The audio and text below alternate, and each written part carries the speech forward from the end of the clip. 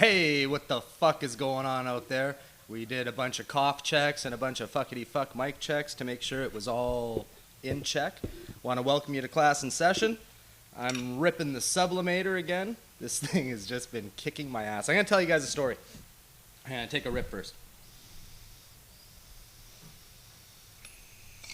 So the other day, it was really nice here.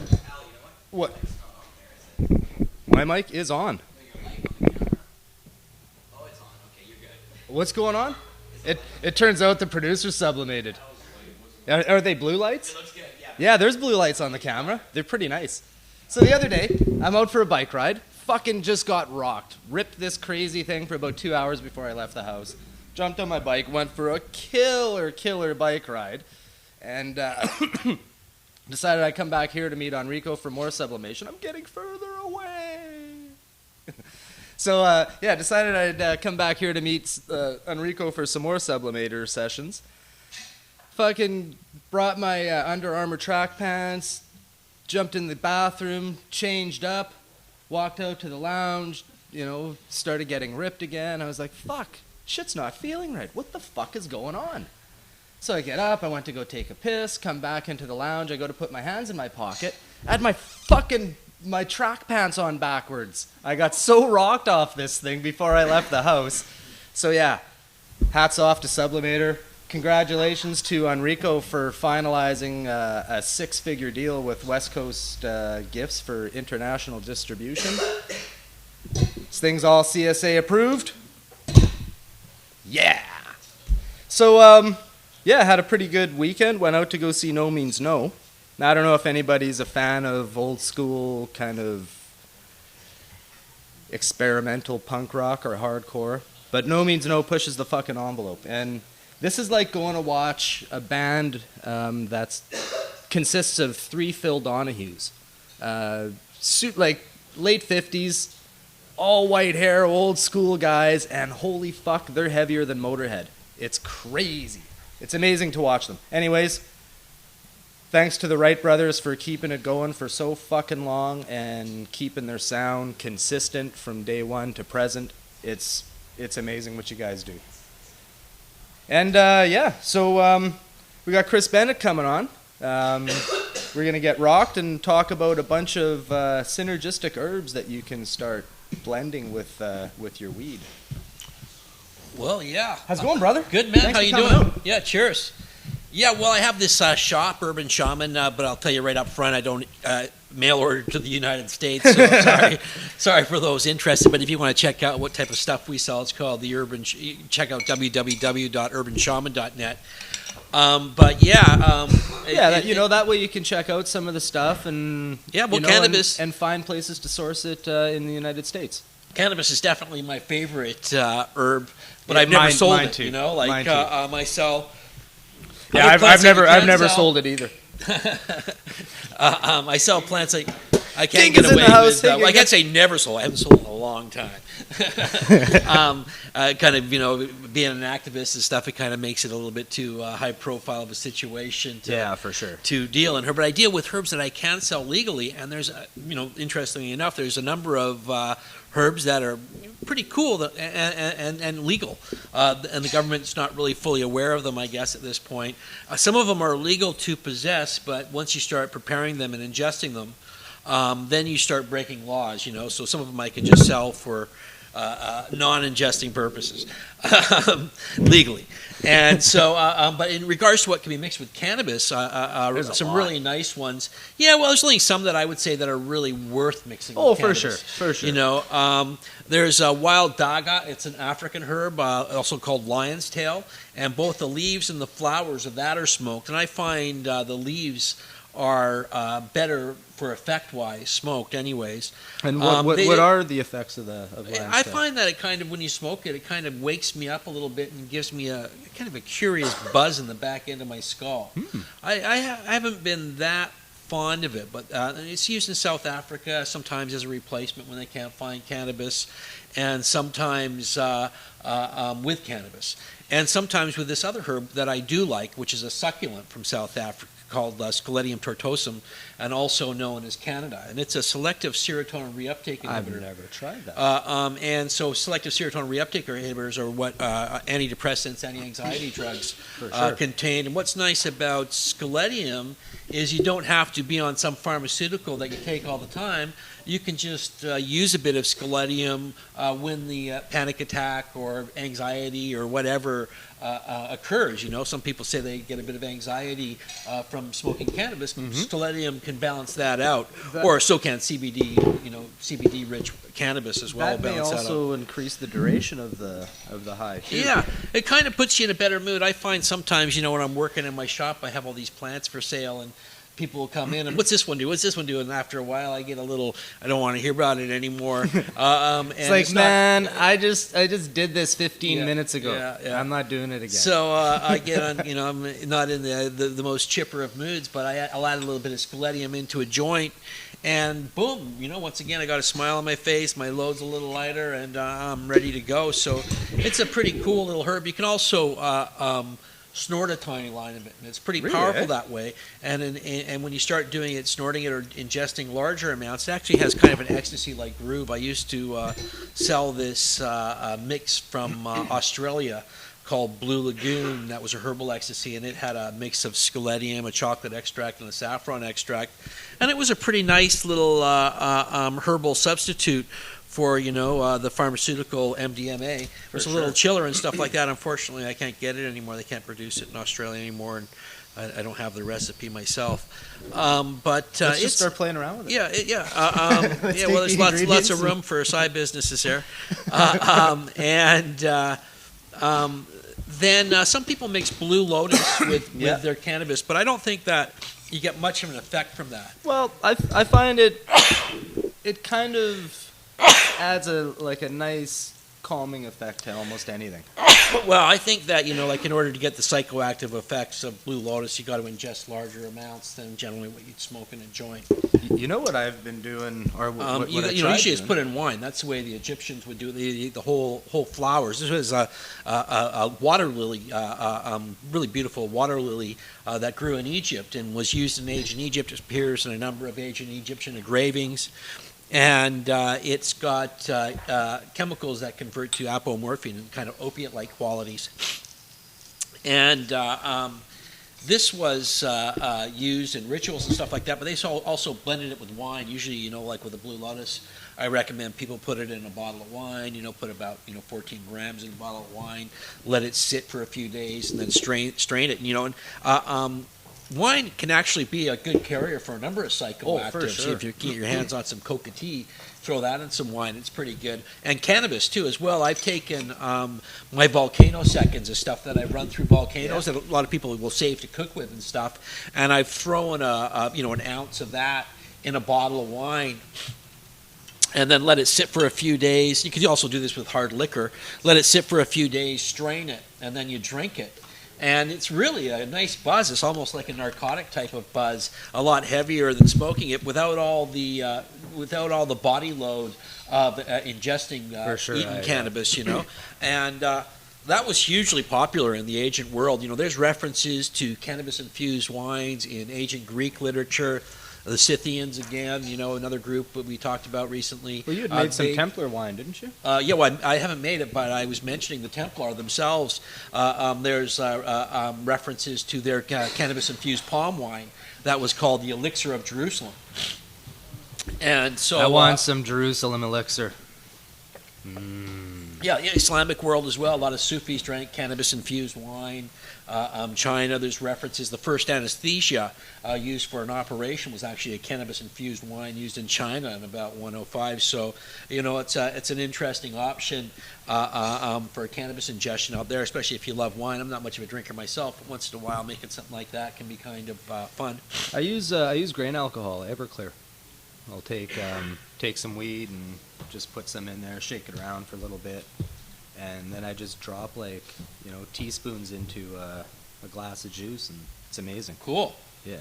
Yeah. What happens is, as soon as it hits the liquid, there's this reaction because everything's oil based and all of the trichomes are melted down and stuff. So it starts to cloud.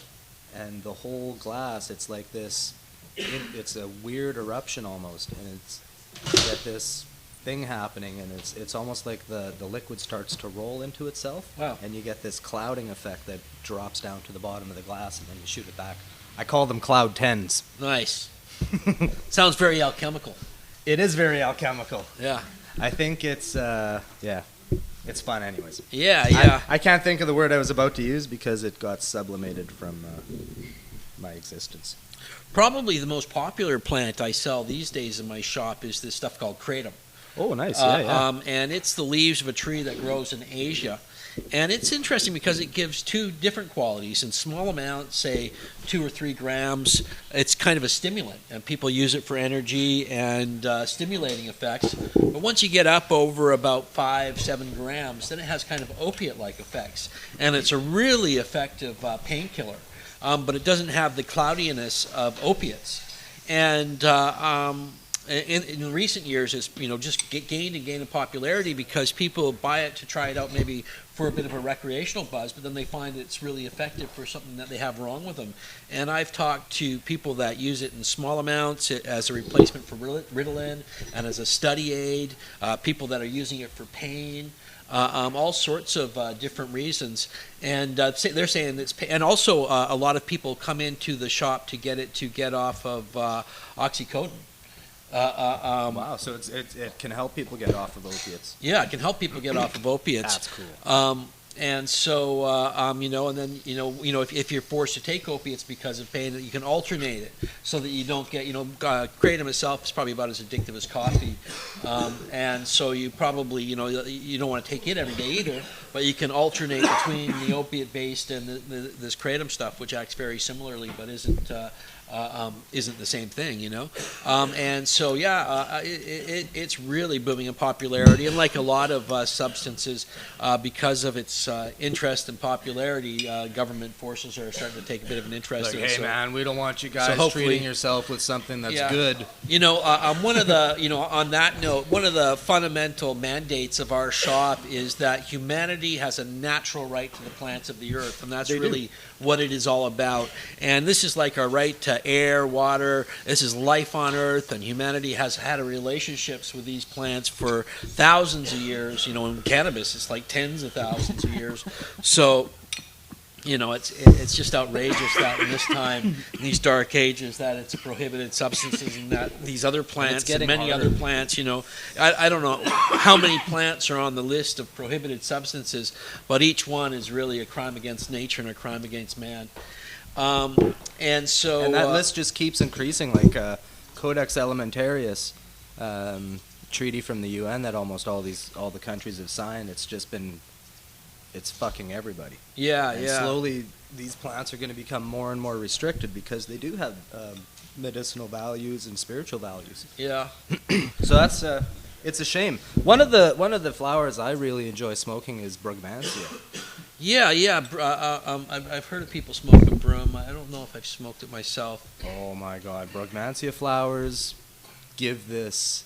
I can't even describe the feeling. It's kind of like, when you're coming up on mushrooms, that warm feeling just before the weirdness sets in. It's that for 45 minutes and then it goes away.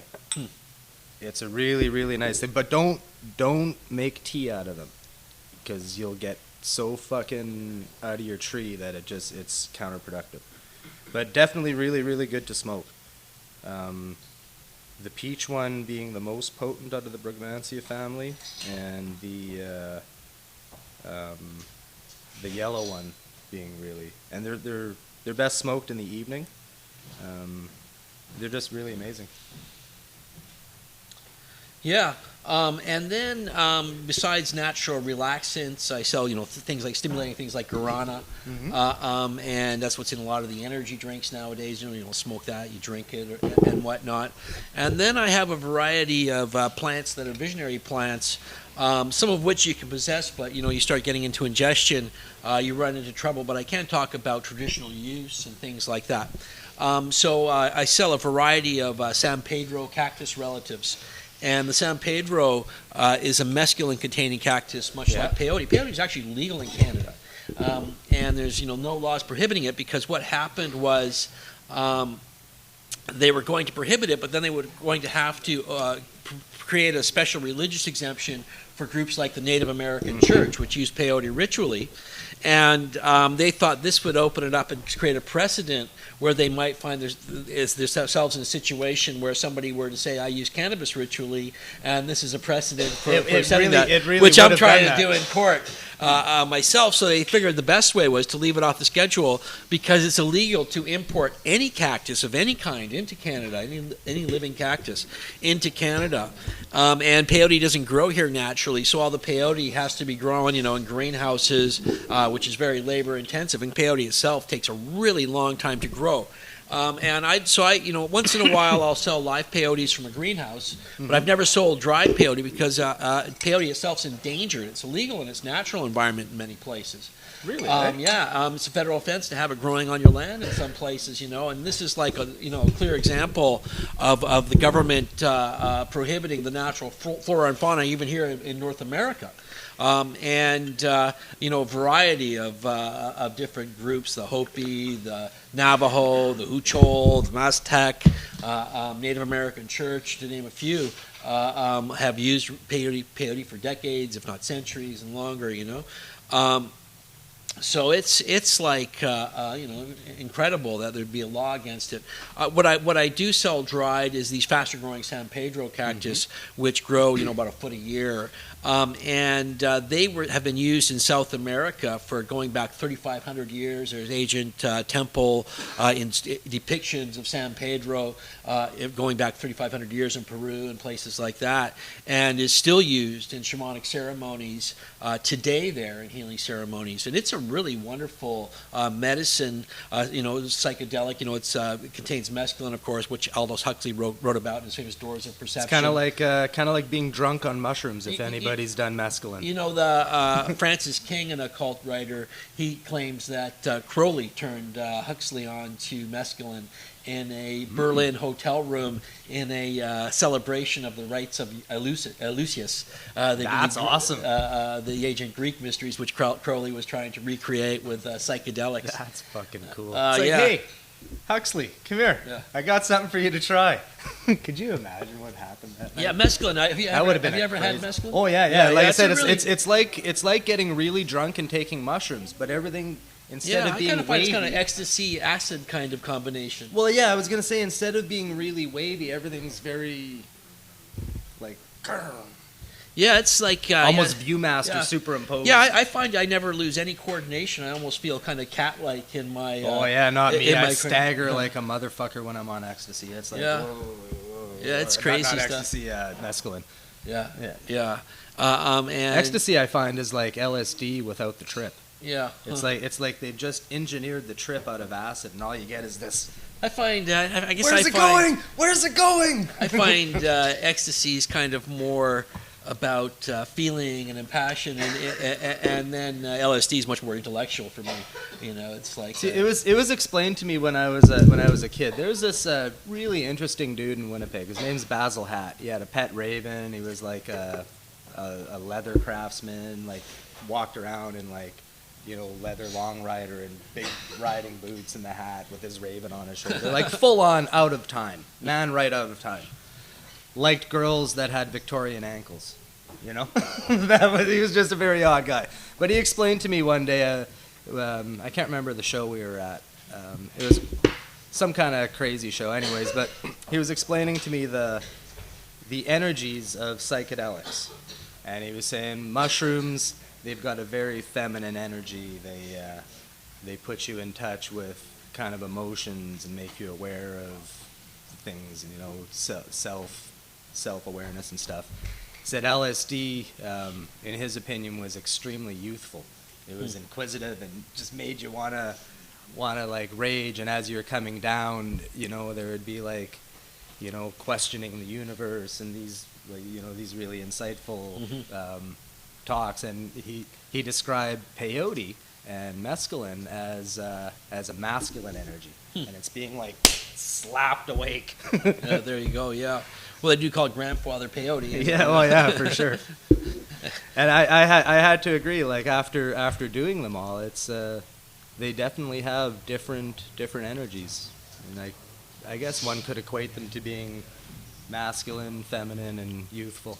Yeah. Well, I guess you can classify them. That's the human nature to kind of Everybody tries to categorize stuff. Yeah. Oh, you got a band? What does it sound like? Yeah. Who do you guys sound like? Well, we don't sound like anybody. Yeah. We kind of sound like us. Yeah, for sure. Yeah. So, and then I sell a variety of LSA seeds, such as Hawaiian baby wood rose, morning glory, Rivia corymbosa, which were a sacred plant in Mexico. I don't know about that one. These were all sacred plants. LSA is kind of in effect, kind of like LSD, but a little like LSD you can sleep on, and then I can sell. LSA is a little edgier.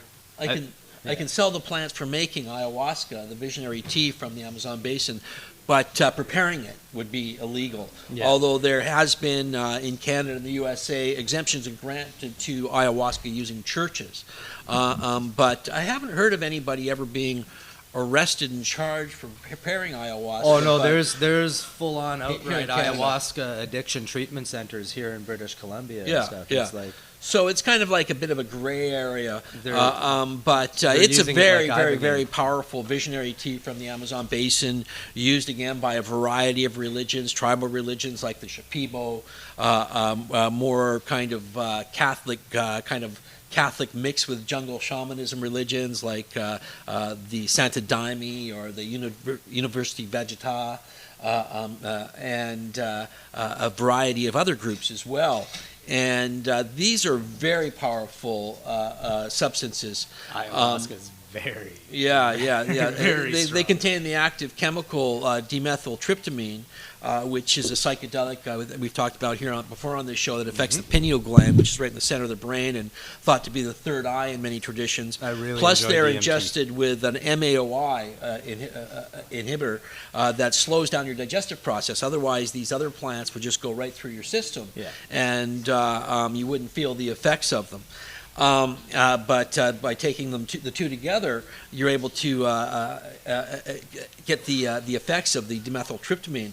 And it's amazing that these people in the jungle, theoretically primitive cultures, were able to figure out this complex relationship. I wonder if it was like one day they were like just foraging for food, and it was like, hey, let's try this. Well, it's not like there was no shortage of food to eat in the jungle, so they don't have to try stuff so much. You know what I mean? It's I wonder how that discovery took place. And the claim amongst ayahuasqueros and such that use the substance is that by taking it, they're able to go into the jungle and identify other plants that have other medical qualities and know which ones to use naturally. And Joseph Narby in his book, Cosmic Serpent, DNA and the Original Tree of Knowledge, he suggests that somehow taking this substance gives you like a kind of a natural intelligence, the intelligence of life itself, DNA, it which really does. Contains all experience, and that's what they're interacting with, and that's how they're able to grasp the wider pharmacopoeia of the jungle around them, and what happens too is we were talking about the prohibition of plants is in these South American places, is that pharmaceutical companies will actually try to get these indigenous people to show them around the jungle and identify medicinal plants, and then they'll take these medicinal plants back to the laboratory and identify the active chemicals and try and patent it, and they're really like raping these people of their indigenous biopiracy, as David Malmo-Levine just chipped in there. And then as soon as they identify it and synthesize it, then it becomes patented, and somebody tries to... Some lumber company or water company comes in, buys the whole area, and clear cuts it. It's just none for horrific. Yeah, it's horrific what's going on there, like many places in the world. But the devastation of the South American forests and people's cultures that have been there and inhabited that area since who knows when, being chased out and their lands being filled by water through unnatural dams or mining exploitation. It's horrific. And even Canadian American companies for a lot of the times are the backbone of these. A lot of local companies here in British Columbia are the backbone. Yeah, it's a shame. Of some of these, atrocities going on in the mining world and shit. It's like, it's what the fuck. You know, one of the things I think that these plants do for people, especially people in Western culture, where we become so separate from the natural world, is they're kind of like ambassadors to the natural world. In the same way that dog and cat are ambassadors to the animal world, and they teach us that animals have intelligence, compassion, love, all these qualities that we think are so human. You know, like Christians, they try to say that animals and life doesn't have a soul except for man. But you know, dog and cat show us the way. Same thing when you take some mushrooms or you ingest some ayahuasca, and if you go into a forest or a jungle, all of a sudden you're in this like living environment. It brings it all back to life, you know, and you really start to re-engage into the Garden of Eden, which we've been exiled from. For sure. I was doing a lot of that this summer in Stanley Park. I was lucky enough to come across some azarescents, and you know, so I started doing some real bushwalking, and it's pretty interesting in the city here. We've got this amazing forest. Yeah, it's fucking beautiful, and there's so much like wildlife integration that happens there. It's a really neat thing. So I spent a lot of time in there wandering around on these azarescents. And the trees, like everything, you can feel it. Different times a day, they're emitting different smells, and they're communicating. You know, in the summer full moons, I lived out in Ucluelet for 20 years by Long Beach, which is on Vancouver Island, Pacific Ocean.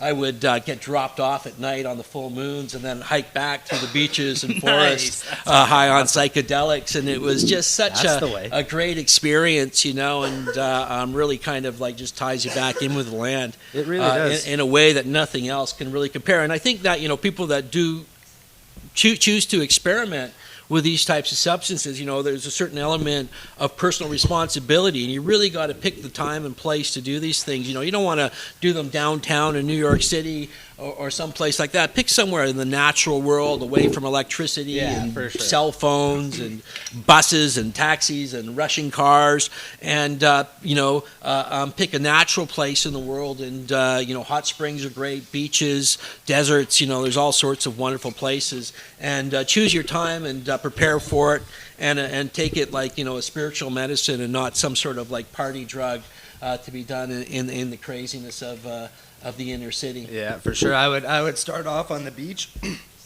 As soon as everything got too sparkly, time to go. Yeah. Oh, that sand is hurting my eyes, man. I got to get out of here. So yeah, that was that was one of the insightful things that I learned this summer. Is I've never really liked mushrooms, but I found when taken in the proper context, they really have a message. That's for sure. And all psychedelics do. So when you're doing them, don't just do it to fucking go out and party, and that's what booze and coke and weed is for, you know? It's fucking, you know, take your psychedelics very, very carefully. You know, right place, right time, right people. Absolutely. Sometimes don't even do them with people. Do them by yourself so you can really hear the message, you know? Yeah, for sure. It's there's a lot to be learned in that, you know, when somebody comes into our shop there, you know, and says something like, what's going to really fuck me up? Yeah. That's a good way to kind of get refused service. Yeah. You know, that's a good way to not find out. Try smoking some of this Blue Lotus. Yeah. It's like, no, we're not really. Because that's not going to fuck you up. That is just the wrong attitude. Yeah, me and my friends want to fucking do a Salvia 40-40 party, and you know? No, salvia, you know, is the result of that type of stuff getting demonized, because it is a very powerful shamanic plant, and people do have very powerful experiences, but because of reckless use, people using it without somebody watching over them, you know. There's been a slate of news stories here on CBC. Some girl smoked salvia in her third-story apartment, you know, was having this very powerful and vivid hallucination, ended up falling out of her window, jumping out of her window and jumping 3 stories down and landing on her face. But at no time in the story do they question the poor choice.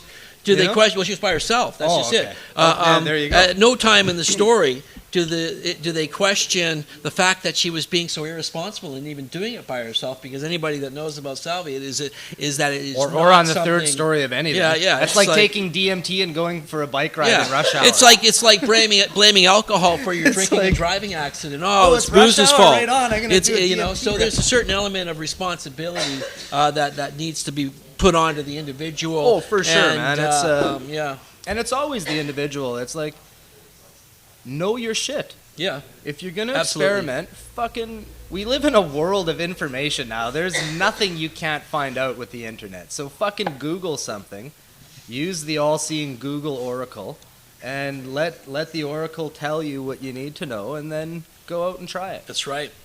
Or don't.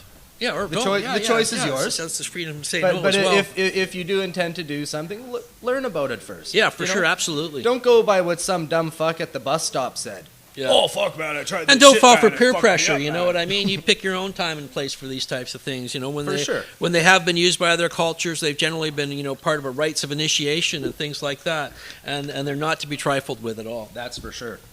Well, I should let you move through some on, of the other brother. hosts. Good rapping Always with a you. pleasure.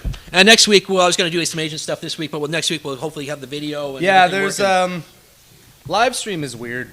That's all I'm gonna say. We love live stream, but it's odd. How's it going, David? Hi, how are you? I'm pretty fucking rocked.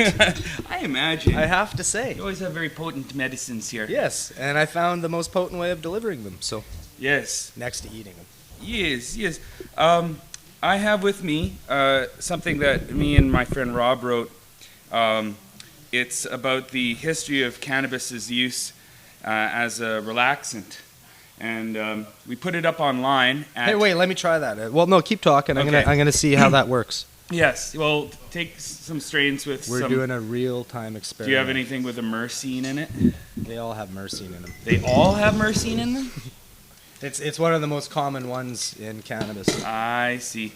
Well, I avoid shouldn't one say with that. avoid one with a limonene in it then, because that's more of a stimulating terpenoid, according to Ethan Russo. Yeah. Anyway, but the website that you can read this history of cannabis as a relaxant and also the history of cannabis as an antidepressant is at stressedanddepressed.ca/DEV.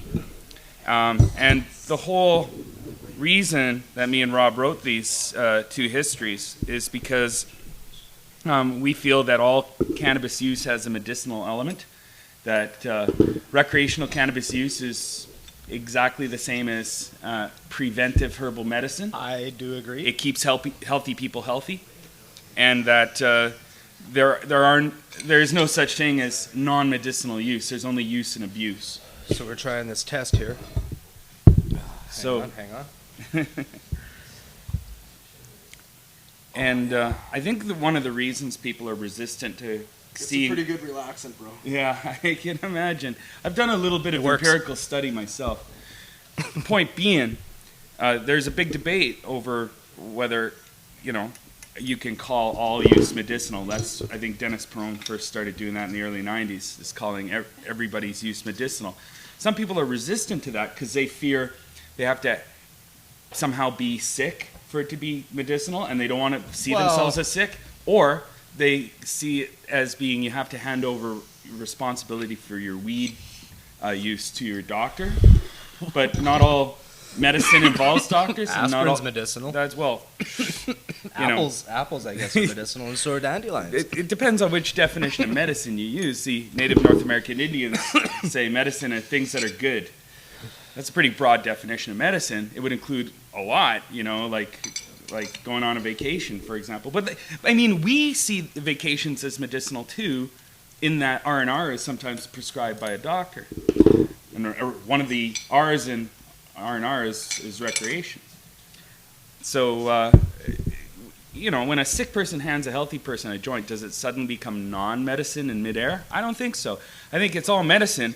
But what we now have to see is that herbs can be seen as medicine, and that herbal medicine is an area of medicine that doesn't involve a doctor, and that one day we shouldn't have to have a doctor's permission to use cannabis for it to still be considered medicine. What we should have is a healthcare system in Canada and the United States that if you're sick and you're poor, you don't have to pay for your herbs, just like you don't have to pay for your pills in Canada. But I would like to see it so that if you're sick and you're poor, you don't have to pay for any of your medicines, and you get them all covered under a healthcare system. That would actually be cheaper than figuring out, under a kind of a everybody pay for their own healthcare kind of system, where you have poor people who can't afford it are just incapacitated by their sickness, and everybody in the whole community suffers because they're not being looked after. And that's what happens when you have money-grubbing capitalists running the show. Well, you need a balance, like Bakunin once said. He said, freedom without socialism is privilege and injustice. Socialism without freedom is slavery and brutality. You need a little bit of both, a bit of love and a little bit of freedom. Otherwise, it doesn't work. But getting back to all use is medicinal, what I'd like to do when I find the right location is to open up a medical marijuana dispensary for healthy people. Yeah. The Stressed and Depressed Association will teach doctors that all use is medicinal, that healthy people use medicine too to stay healthy, that preventing stress and depression often happens with cannabis anyway. You're going out and you're having fun, you're not as stressed or as depressed, and people avoid using pills, alcohol, and avoid being stressed and depressed, and they stay healthy that way. And if we can teach doctors that, then I think we can get everybody in Canada a doctor's note for marijuana, regardless of whether you're sick or you're healthy. And then once everyone's protected, I think the next step would be to say, okay, doctors actually don't need to be involved in this anymore in the future, because they don't know anything about herbs. That's true. They don't teach about herbs in medical school. Allopathic medicine is very pill-centered. Pills, knives, and needles. Yeah, that's all really they focus on. Well, the whole thing is they're very limited in their knowledge until they become a specialist. Yes. And then they only specialize usually in one thing, right? That's what it is. And if they specialize in herbs, they're not called doctors. They're called naturopaths. Yep. Or herbalists. Yep. But I think that would be a good route to go, because it involves protecting everybody, and that's kind of what we want to do as pot activists, is not to perform triage, figure out who's the most worthy of protection, and then sacrifice everybody to the police. What we want to do is develop a strategy that protects all growers, all dealers, and all users. And if you just see it all as medicine, every marijuana user is legit. Every marijuana user is using medicine, and therefore all of them should be just left alone to use their medicine, then everybody's protected. And then if all growers and all dealers are just suppliers of medicine, if we develop an inclusive model that allows everybody to be a legitimate supplier, then we've protected everybody, we've done our job. But sometimes, in the history of scapegoating, what you'll see is... In the history of scapegoating. In the history, being a half Jewish and a historian, I've, taken an interest in the history of scapegoating and how it works out sometimes. And sometimes, the Nazis... So wait, half Jewish is Jewish. Does that mean you only practice every second Sabbath? I'm not a practicing half Jew. I don't understand that statement. My mother comes from a Christian background and went to church. My dad came from a Jewish background and went to temple. And I've ignored both. But genetically and culturally... You're an atheist. Yeah. What nationality was your father? Well, he was American. And he lived most of his life in Canada and Hamilton. The point being... I would still go up the chimney if the Nazis were, still working their magic today, because not of my beliefs. No, you wouldn't, because you don't have earlobes, so you would be considered. No, as long as one of my grandparents was Jewish, I'd be fucked because my earlobes are long, man. I got enough Jew in me to be put in the gas chambers. So I feel like I should know something about scapegoating. Oh, that's too powerful for me. You got a joint? Anyone got a joint? I can't handle that thing, man. Man's got a joint. I get too high.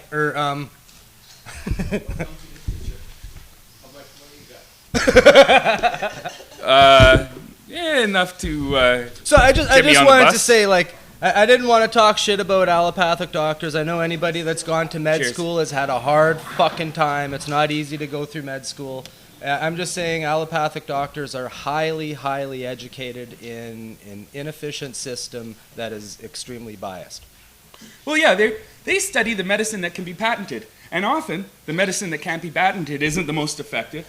It definitely isn't the safest or the cheapest. So they study something that's more geared to the drug companies than geared to the consumers. Yeah. But anyway, back to what I was saying about scapegoating, which I think is an important point. Sometimes the scapegoaters, like the Nazis, for example, they're the most famous example, so I like to use them. Plus, like I said, I'm half Jewish. Study that shit. The Nazis busied the Jewish leadership, kept them busy looking after the exceptional Jews, like Jews who served in the military, Jews who had some sort of distinction, were famous or very talented, and they kept them busy going after those Jews, looking after them, making sure they got to the best concentration camps or escaped, and so they could have a much more easy time going after all the non-special Jews. It made it a lot easier if you gave the leadership something to do aside from saving everybody.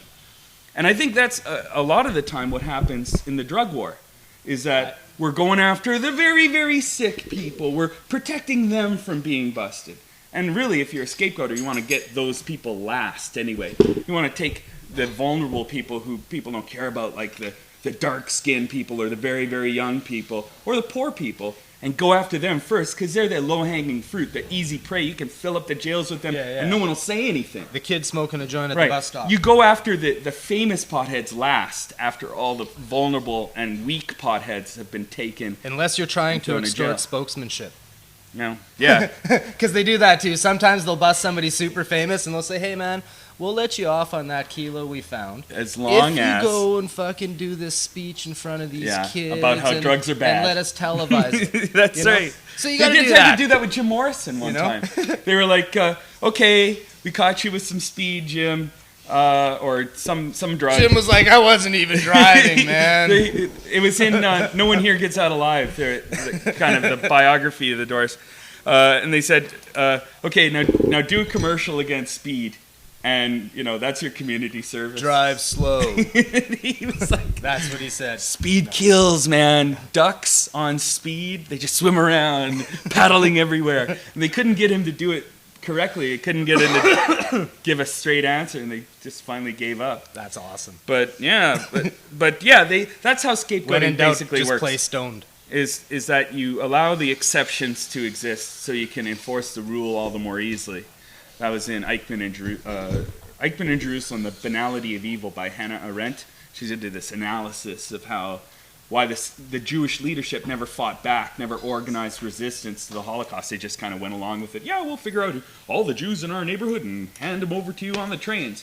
And that's kind of sometimes what I think happens with the pot leadership, is that we focus so much on the very, very sick and the very ill, and we don't see stress and depression as legitimate ourselves. We think, that's just an excuse to get high, when really it's preventive herbal medicine. And nobody says shit about the guy or the girl or anybody who's like, holy fuck, today sucked so bad at work, I cannot wait to go have a steak and a beer. Yeah. What the fuck's the difference, right? They're using a relaxant. Alcohol is a relaxant. If they're having a coffee when they get up in the morning, that's a stimulant. There's really no difference, except that cannabis doesn't have any overdose deaths to its name, and both of those other drugs, caffeine and alcohol, have plenty of overdose deaths, sure. Overuse deaths. But my point being heart that increase. That being what they look forward to help relieve the stress morally. of the day. They're not hurting anyone else. No, they're helping themselves. And it's so socially acceptable to go have a beer after work. Yeah. What's wrong with going to have a fucking vapor rip or a hash rip or a joint or The problem is Exxon won't make $30 billion or $50 billion or $100 billion next year if the farmer's allowed to grow hemp for ethanol. I think that's the big problem. I think there's a new problem, and it's like, it's an old problem, but it's new for the cannabis world, and it's Bayer. Oh, Bayer. Oi, don't get me started on Bayer. So do your research on Bayer. Oh, yeah. Go to potshot.ca. And look what's happened to indigenous plants after Bayer is... Worst biopirate of them all. Oh, yeah. Biopiracy, man. The only people on Earth that are allowed to market and distribute a cannabis-based pharmaceutical product that's use real cannabis is Bayer. Yep. They market and distribute Sativex in many countries, and they're looking to expand it into the United States. So Sativex may be on your shelf soon. It takes 40 minutes to work instead of a joint that takes 2 to 5 minutes to work. It sucks. I've taken that. It tastes terrible. And like for a lightweight like me, I get too high off one spray. Really? Yeah. See, my point was it wasn't strong. I was doing like 12, 13 sprays. Well, you can't. And doing that, like, I was going through a bottle every second day. You can't control your dose. With pot, smoked, or even vaporized, 2 to 5 minutes to work. You can take one puff, wait 2 to 5 minutes. If you're not high enough, take another. With Sativex, you gotta wait 40 minutes. Man, and it's just like how I said, ecstasy is like somebody engineered the trip out of LSD, and they turned it into ecstasy. That's what Sativex did with cannabis. They engineered all the character that each individual strain has and gave this generic buzz. Every spray is going to be 49% THC, 49% CBD, and a few other terpenes. You're not going to have 48% CBD, I think. Oh, yeah? 48, 49? Yeah. Yeah, anyway. It's 26 milligrams to 25 milligrams or something per dose. But yeah, there's no variety. You don't have a morning Sativex and an afternoon Sativex and an evening Sativex. And it's like, I don't know if anybody's ever made really, really, really good honey oil, and there's this slight flowery cannabis taste. Well, picture that with mint. Yeah, it's fucking gross. No, it does. It tastes terrible. It tastes like ass. It's gross. Plus, even if they came up with a morning, noon, and night Sativex, and even if they came up with still just be flavors, engineered shit. I don't want to give my money to these fucktards. Look, it's like let me tell you something. $400 a bottle, I think. Well, it's $125 a bottle, and a bottle will last you maybe 2 weeks. For me, it lasted me a day and a half. It's right. A day and a half. A day and a half. But fuck you, GW Pharmaceuticals. Yeah, GW and Bayer. But here's what I really don't like about Bayer. A couple of weeks, maybe 3 weeks after, 4 weeks after, about 3 weeks after the 9/11 attacks in the United States, there was another terrorist attack that went completely unsolved. It was the anthrax attacks in the mail. Well, that was the United States just testing the response teams. I guess it was somebody. That's like the nation's in alert. We got to see how fucking efficient our response teams are. They haven't named any suspects, but there's a short list of possible suspects. In that, the quality of the anthrax used in those attacks, it was weaponized. It hung in the air. There's only a couple of labs in the United States, in the world actually, where you can make that quality of anthrax. And one of them is the Fort Detrick, Maryland Biological Weapons Laboratory for the Army. And the other one is a laboratory called the Miles Cutter Laboratory in Berkeley, California, which is owned by our friends Bayer. Wow, look at that. Look at that. Now, what did they do as a response to this anthrax attack? All they did basically was sell a lot of Cipro. Cipro is counterindicated. You're actually not supposed to take it for an anthrax attack. But they sold it as like the ultimate antibiotic for anthrax. What the fuck are we going to do with all this Cipro? Well, yeah, they did have a lot on hand. Anthrax scare? Okay. Well, and who makes Cipro? Bayer. That's right.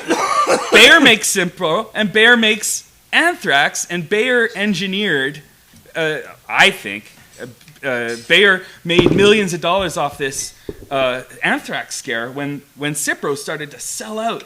We have no more Cipro. Sorry, there's a Cipro run.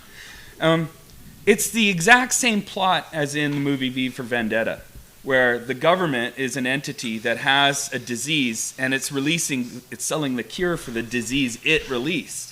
They have this conflict of interest that could end up being deadly if they ever tried doing the same thing with Ebola or, some sort of airborne cancer. Isn't that what happened with HIV/AIDS? Yeah, it is. You can learn all about this. Polio vaccination? It's That's in the Hep B vaccines in New York City and Uganda at the very same time, 1975-76. They released what they've been working on for 6 years or longer. What the Department of Defense had been working on, which was a way to basically have an acquired immunodeficiency weapon they were going to use against like black nationalists in the United States. That was their weapon, because they noticed Hep B was a way. A lot of them were catching Hep B, but they mixed feline leukemia with hepatitis B, and that's how that's the AIDS virus right there. So, if you want to learn all the details of this, there is a free source online. It's potshot.ca. Click on issue number 19, and you'll hear all about Bayer and their business partner, their biggest business partner, ExxonMobil. Back when they were called IG Farben and Standard Oil, but same company, same guys, same families. And how they start wars and then make money off those wars. It's a long and sordid history. But don't give your money to Bayer. Grow your own, painkillers in your own backyard. Use poppies. Grow your own pot. If you need aspirin, just go get some white willow. White willow, Queen of the Meadow. There's natural painkillers out there. You can learn about them from your local herbalists. There's one in most major cities anyway, Guaranteed. At least one or two.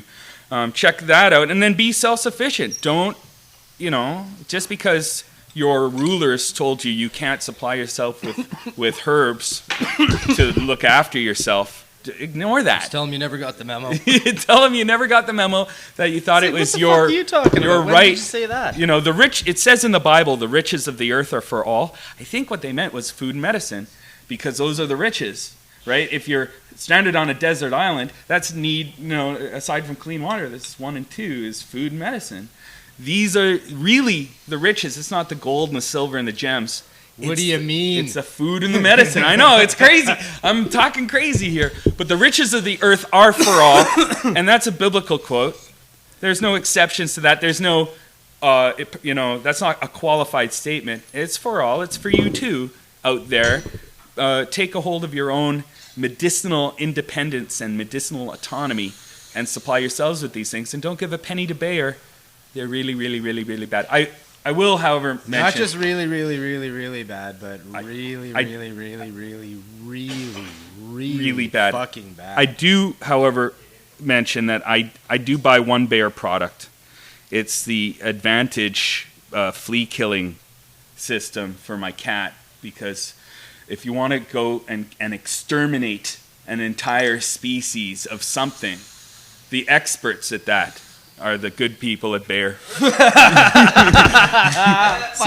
Aside from that, which is a fairly good product, and if I had to get my arm amputated, I'd want some Bayer heroin, because apparently that's the most powerful painkiller on planet Earth. So if I was cutting off this arm or that leg, Bayer heroin. I would like some Bayer heroin. But apart from those two products, I couldn't really imagine seeing myself use anything else, because aside from killing your pain and killing off a bunch of beings you don't like, Bayer isn't really good for much. Everything else can be replaced with herbs. Yeah, I agree. There you go. Your flea killer could probably be replaced with herbs too. Oh, I've tried. Nothing eliminates, nothing exterminates the fleas like the Bayer products. Yeah. Sorry. We don't have a condenser going on here. You might be popping people's stereos. Sorry about that, people out there. I just kind of just lapsed into that. Okay. So that was my 2 cents for today. I hold no responsibility. Yeah, sorry about your speakers, everybody. Oh man, I'm in trouble now. Oh, whatever. Oh. If you blew my stereo at home, we'll figure it out. Take care, brother. All right. We'll talk in a while. Yeah, for sure. Have a good one. Around.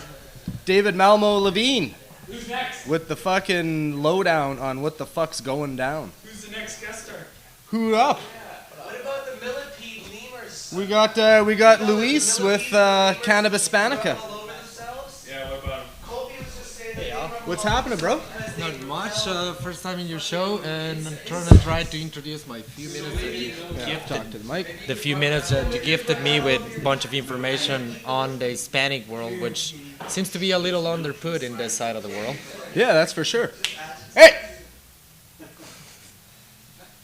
There we go. So after he put the class in silence, what I'm gonna try to do with this minute you give me is gonna try to bring you guys a bunch more information about what I think it's a very misappreciated industry in the world. We have one of the biggest examples this February, which is called Cannabis. Yeah. It's 10th edition, and people like Markush and Remo were out there. This event So gathers. that's a decade now. Yeah. A decade of Cannabis. That's fucking amazing. Yeah, that's what I think it's amazing. And a lot of 'cause- people don't realize. They're all like, oh yeah, man, Cannabis Cup. Fucking go to Cannabis. You got hot beaches and shit. Yeah.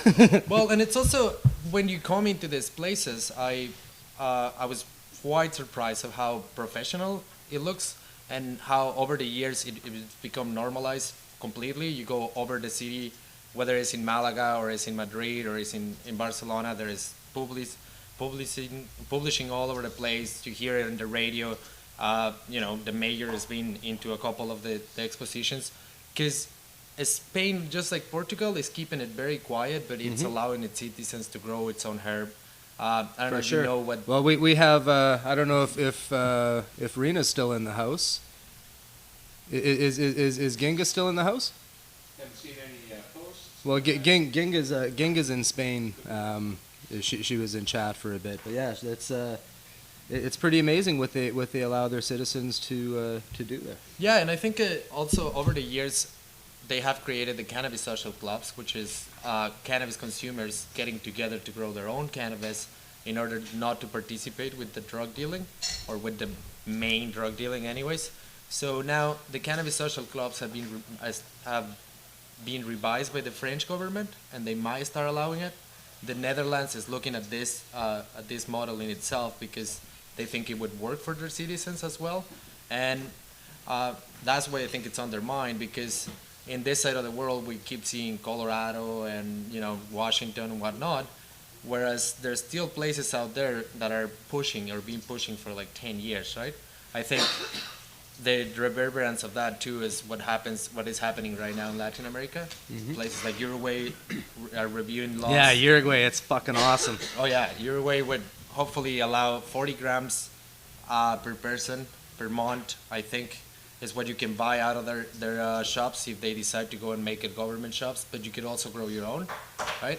And this is... Well, there's been pictures posted on a couple forums online of Uruguay packaged cannabis. Oh, wow. Really nice looking, very orangey red buds in kind of a wrap, styrofoam package with a clear wrap on it. Looked fucking awesome.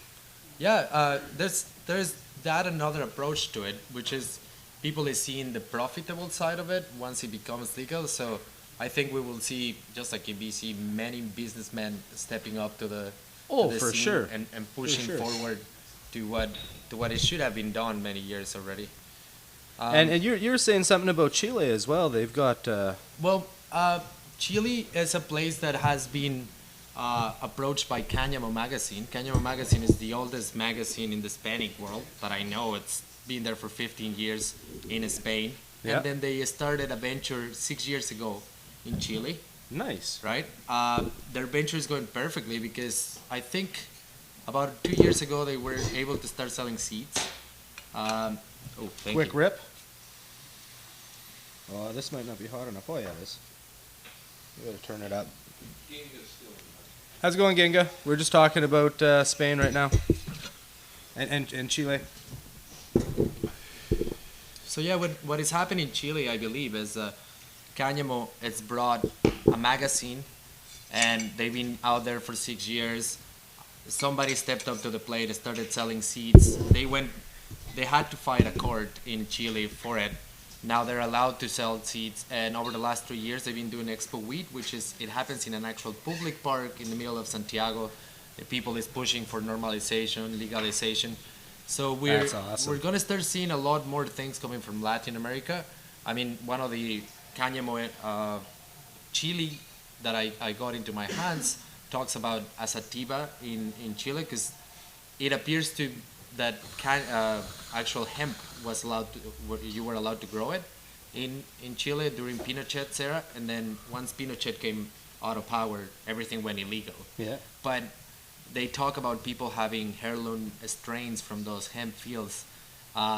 They call it the Chilean sativa on the magazine. So I think soon we will see banks of seeds that come from those parts of the world. Collecting South American strains, and we'll start seeing, like, I've had the pleasure of smoking some Colombians, and holy fuck, man, it's a different high.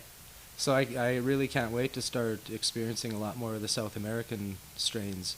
Got to experience a lot of the African strains, and again, a whole different kind of classification of getting stoned.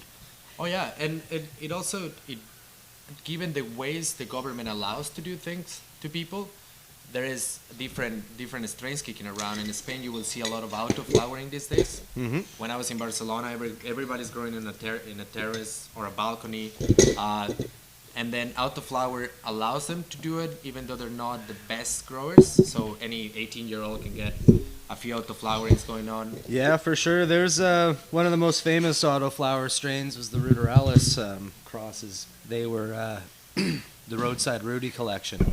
And what they would do is when they reached a certain height, they would kick into flower. It didn't matter if you had 24 hours light.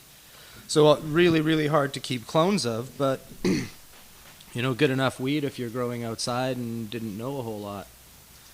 Oh yeah, and it seems to be that auto-flowering, for what I tried in Spain, it's very full of flavor. Oh, there's lots of good autoflower strains for sure. Yeah, well, and when I talked to the seed banks, a lot of Time warp. As soon as it gets root bound, boom. A lot of the people talked about having a like for auto-flowering because they could smoke it through the day. They had taste, but it wasn't such a hard or heavy stone that they couldn't do anything. So I think there's two appeals to it. Its easiness to grow and how easy you can just start a grow up in Spain because you're allowed to, and the fact that people would like to stop smoking tobacco and smoke cannabis through the day but be able to do their own stuff. So, well, that, and there is a bit of a belief that there is more CBD in Ruderalis strains. I don't know to what extent because they only have so many ways of testing there too.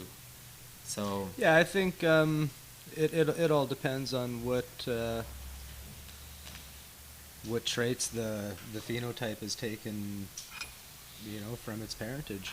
Yeah, for sure. Pure Ruderalis is just basically a hemp, very, very low in a full cannabinoid profile, really, but still, very effective, So I really think a lot of these hemp classified strains, like Philippine hemp back in the day, that's where a lot of really killer genetics came from.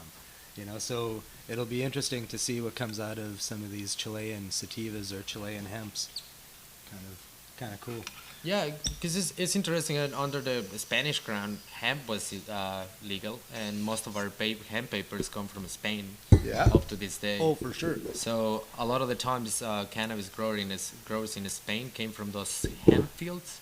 So they had a very similar plant, just different intention. I guess this time they wanted to breed for resin rather than fiber, right? Yeah, so that's for sure. That's domestication of the plant has completely changed. I think its original direction. Oh, indeed. Yeah, we made it evolve with ourselves, and like Marijuana Man often says, it's evolved under prohibition, and evolved in basements, and by for the most part, people that aren't botanists, they're just like, hey, look what I did. Yeah. So it's kind of interesting. I wonder where it would have went if it had just a natural evolution. Yeah, well, I think you can still see a little bit of that natural evolution in certain places very far away, right? Like the Hindu Kush Valley, where there's a few seeds thrown around, or well, even there, I'm sure there's been travelers, Westerners that have brought genetics to the Kush region, and Yeah. just by introducing new pollen, you've changed the line. Yeah. You've started to domesticate it, and so a lot of that happens in Jamaica. Guys will be like, "Oh, hey man, I got some seeds from Holland. You guys should start growing this. I'll come back every year," and then that changes stuff too. And not that there's anything really wrong with that stuff, but it's if you come at it from a purist point of view, it's just not right. But Yeah, I'm sure there's it's not like it's a detriment. I mean, there's still good weed that comes out of those endeavors. So it's just one man's opinion. Well, I'm sure you're not the only one. There's plenty of people that disagrees with the way things are done on the seed banks, mainly. Like a personal friend that works for a seed bank, one of the questions that I got to ask him was, why don't you guys do autoflower? And he just said, well, you want it more easier? Like, you want it slightly easier? It's already feminized. And then everybody has autoflowering in and Spain. what's funny is a lot of the Holland seed companies, they get a majority of their seed stock from one source, which is Dynafem, and Dynafem has breeding farms in Spain. It's like, Well, that was an actual effect that had on Spain and its economy when they changed the laws and let you grow your own and be there safely, so to speak. A lot of people from Holland just went, whoops, let's go down there, let's produce our seeds, let's be in a better weather. And that has also brought not only knowledge to the Spaniards, but has brought people that used to work with, or it's experimented with seeds, so they're taking everything they find, right? Every new seed and making it happen indoors or outdoors for that matter. The outdoor growing came to Spain because of how much crops were getting stolen. So once again, I guess prohibition or somebody trying to take it away from you brings that necessity. And well, just somebody that didn't decide to grow any weed that year or that season sees your really nice plants, like, holy fuck, yoink, I'm selling that to the tourists. Yeah, indeed. So, Want to rip us some Sister M? sure.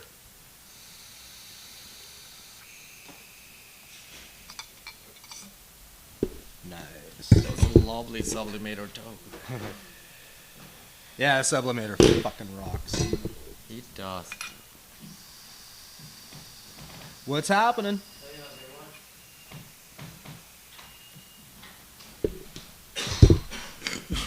All right. Well, brother, Thanks for coming out. having me.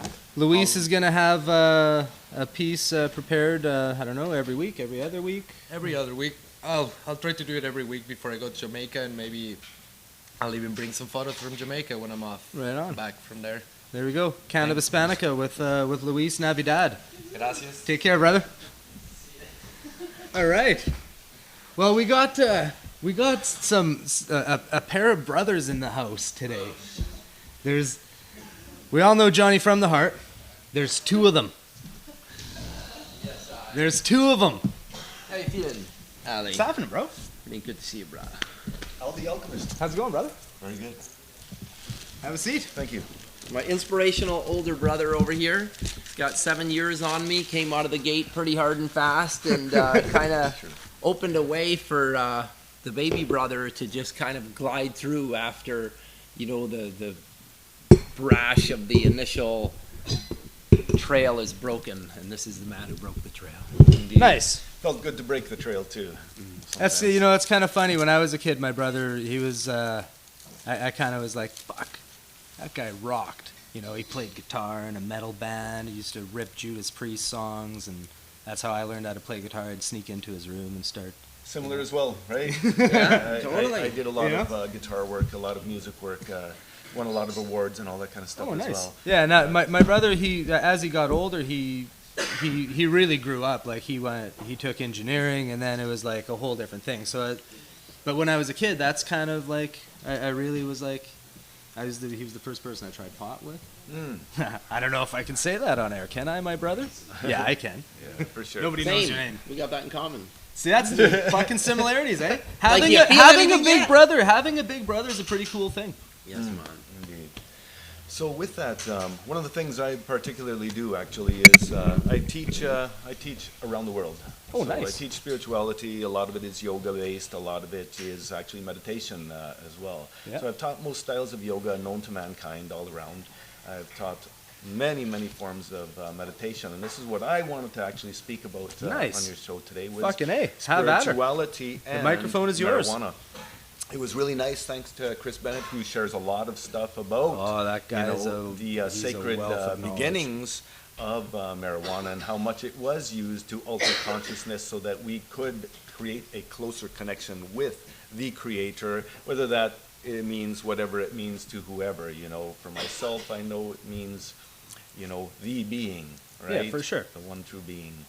So for others, might be nature or whatever, but of course, I'm not Either here way, to it's dictate a that. force that people believe in collectively, and whatever thing they choose to represent that force, it's relative to the individual. But the truth is, it's all the same force. And if we take messages from the masters, Jesus Christ being probably the greatest master everyone can mostly relate to, and what did he say that summed everything up more than anything else? The kingdom of God is within you. So that applies to every single person. And if so, how do we reach that true place within our own being? For most people, to sum it up quickly, it's just to create a head-heart connection, right? Oh, yeah. If we create a powerful head-heart connection, and we know that is there whenever we want to make a decision, it'll always be right. And if we make a decision from just here, pretty much guaranteed it ain't going to be right. for sure. And sometimes, we can use this as an expression, if you're led from the heart, better chance of it being right than just from here. But if we put the both together, pretty much right all the time. So the way to cultivate that, and there is two ways to really powerfully cultivate that. And that is to have that witness consciousness of really realizing and paying attention to what you're doing at all times, being in the now moment. Yeah. But Live in when the now, the for sure. actions match that, and we're living from our heart, that is the connection to Creator. And then we are walking and living in spirit and in truth. And how do we know that? Well, again, the meditation is what builds the witness consciousness, which makes it easy to connect to that and see what you're doing all the time. And what's amazing is nature. Like for a lot of people, like there's a couple ways to go about this, right? We have sheer devotion to the art of meditation, which takes a long time, and it's not for every man. And then we have shortcuts that nature provides us. Indeed. That allows us to get there quicker. You know what I mean? it. So it's like, so for those who don't have a lifetime to devote, or really don't feel the need to, you always have the shortcuts, so you can make that head-heart connection quicker and find that. Blend it in with all the that spot. overwhelming responsibilities of You life. know it, you know it, and that's a great way to connect with spirituality, whether people know it or not. When you hit a bong, you're connecting with your inner self. It's many times instant enlightenment that that has For sure, that like vape fuck. Now the I just had sublimator a here, fucking fight boom. with my girlfriend. I just my dog fucking pissed on my shoes. Fucking. Oh. You know what I mean? There's Non-attachment, this whole, and it's because of that connection to the inner self that cannabis provides us the shortcut to, that we're allowed to just let go of a lot of that and shit. helps us cultivate that space into the all the time that we're talking about. Brings us back to the Into now. all our I think actions. the most important thing too is to let people realize that it's okay to be really spiritual and indulge. We have there's such a taboo set, especially across North America. That's a good Oh, point. it's bad, it's bad. How point. can this be bringing you closer to Creator Himself? As most people would call God, when it's wrong, bad. Well, let's flip it the other way around. Who's making those bad laws? This has been the beloved sacrament for me that Indeed. has helped me cultivate Indeed. an understanding for myself and with nature. So huge. It's a wonderful thing. Nothing to prove and nothing to defend, because for the last decade, that was a sacrament that I really gave myself to and allowed herself to give herself to me. And that created a communion and a link where now the vibe has become, in my perceptual experience, so rapturous and divine that it literally pulls me to an environment that supports that divinity. It looks like paradise in Jamaica. So 15 days, people. 15 days. Here, have a Sister Emmerich. Thanks so much. Now I know a lot of you guys are like, hey man, this ain't hip hop. This ain't what's going on here. You guys are just talking God talk. But really, we're talking plant talk, and we're talking how to get to the message, and put all dogma aside, right? Associated with religion, because religion is just another institution to control. We're talking about true spirituality. That's it, absolutely. You know what I mean? Yeah. So I never stepped into a church, but that's what I want to clarify. Absolutely. Clarify for some of the Absolutely. people that Now, might however, be, in that same tone, I mean, there's some very powerful religious writings, and we can use the Bible as one of our oldest. And this is an interesting thing I want you to know. That I'm sure you've heard this. 144,000 are going to heaven, right? This is Book of Revelation, right? I know my buddy. I did my catechismal studies and the whole 9 yards. I learned all of the Catholic rhetoric and stuff, and I have to say it's a pretty good 12-step program. It's a good moral, a way to instill moral fiber into youth, to teach people right from wrong and stuff.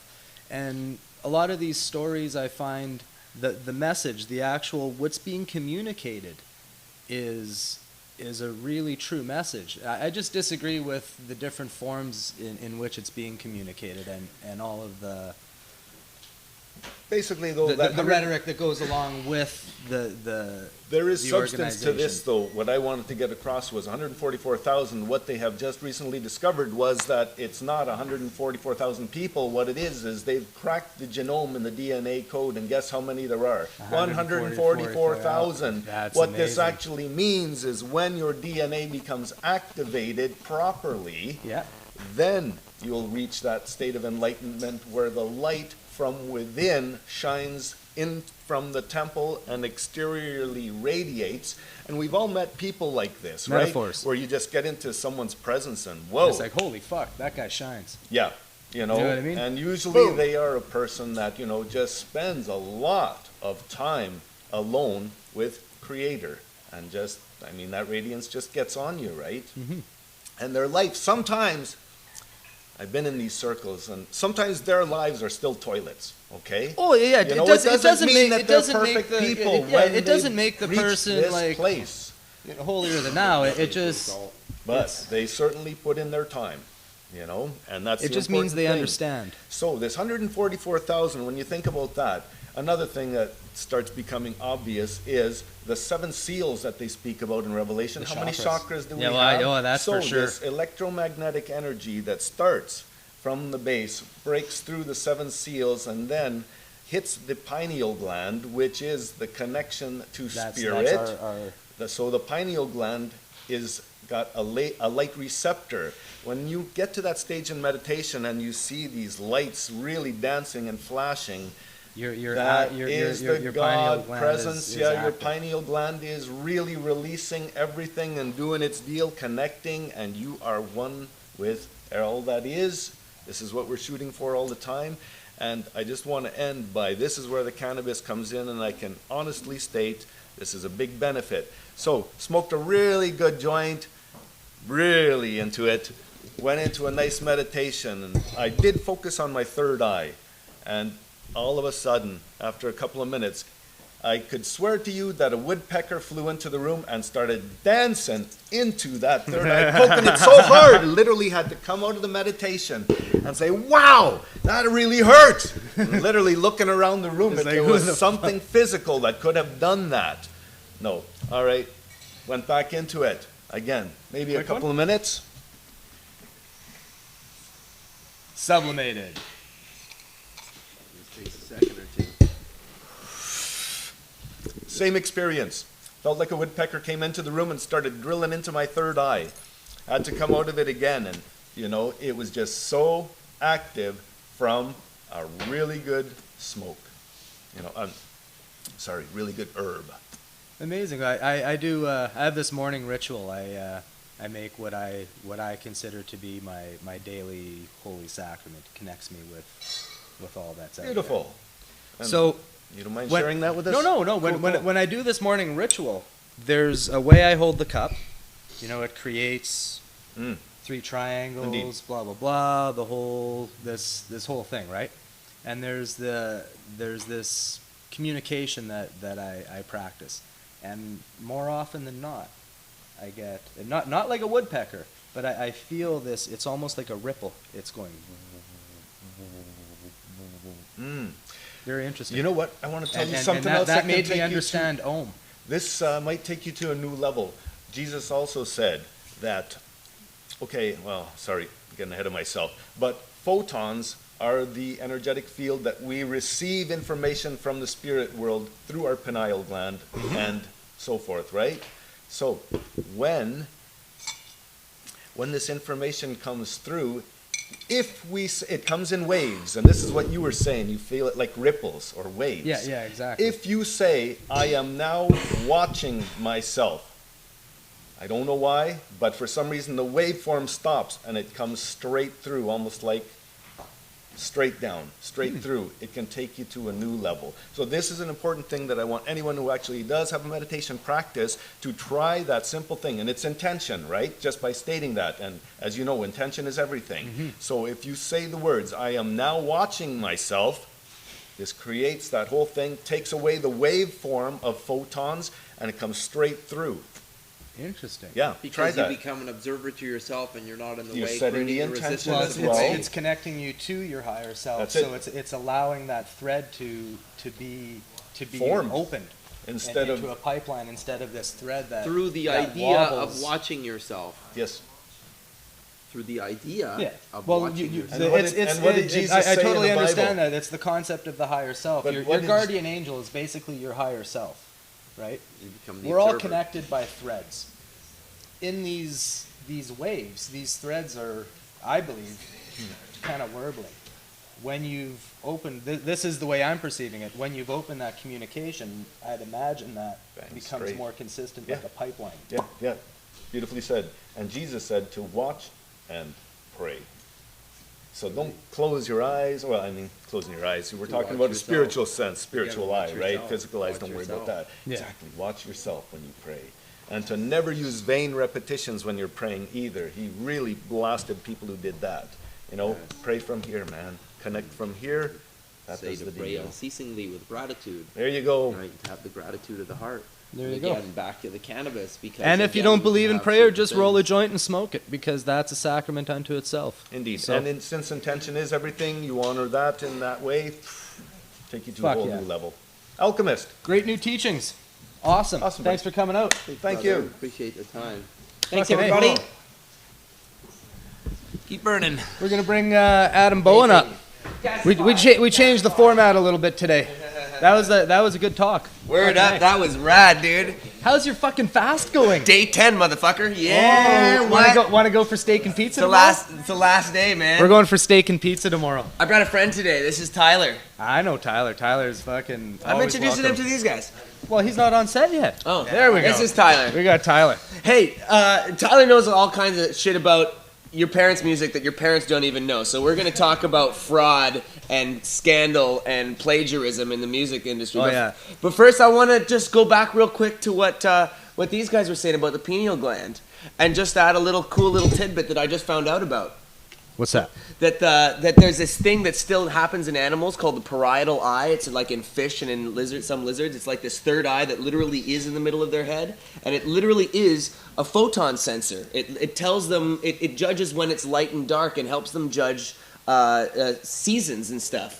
And that's what our pineal gland does. Is it spits out melatonin, which regulates our night and dark scale and our sleeping and our wake thing. And so all of what you're saying about aligning spirituality with photons and the pineal gland, well, there's actually really hardcore, solid science to back that bit of spirituality up. That's pretty amazing. Yeah, look into the parietal eye and the light sensing stuff. Pretty cool. And actually, when the eyes split, when one eye split into two eyes, when the eye was first developing, it remained a genetic bit of itself, and that's what the parietal eye is. And it kind of leads back, and there's actually an amphibian that the frog, its parietal eye is stretching back towards its pineal gland, almost like the fingers of God touching, like that picture. So That's cool. They work together. Yeah, it's. I wonder what happens when you make soup out of that lizard's head. It don't taste like this, motherfucker. It don't taste like this. Oh man. So we're going for steak and pizza tomorrow? Yeah, let's go for steak and pizza, bro. That's the way to end a fucking fast, eh? Oh man, actually, I'm gonna pollute myself.